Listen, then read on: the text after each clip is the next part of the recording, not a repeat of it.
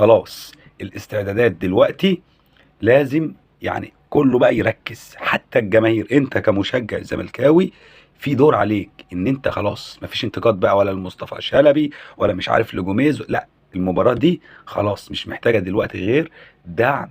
يعني كل المنظومة الرياضية في نادي الزمالك حتى الجمهور لازم تقف وتدعم الفرقة. خلاص صباح السبت يعني فاضل بالظبط 6 أيام على الليلة اللي جمهور الزمالك كله مستنيها إن شاء الله، وهو نهائي كأس السوبر يوم 27 الجمعة القادمة في السعودية. طبعا زي ما احنا عارفين المباراة هتكون مذاعة يعني بشكل واسع جدا على كل القنوات، فإن شاء الله بإذن الله الزمالك يقدر يفوز يعني، وتكون بقى يعني فرحة أمام أعين الجميع.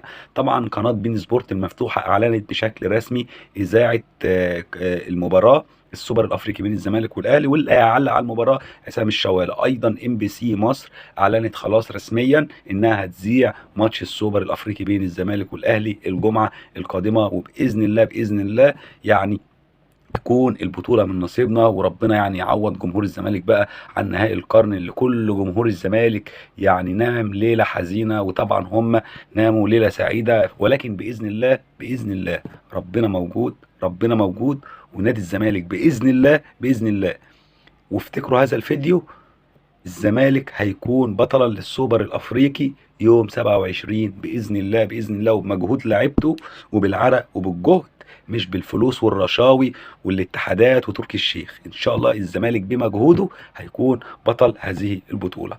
فبشكر كل جمهور الزمالك، وان شاء الله باذن الله تكون فرحه لكل جماهير الزمالك، ونقدر نتبسط ان شاء الله يوم الجمعه وكل ليله من ليالي نادي الزمالك.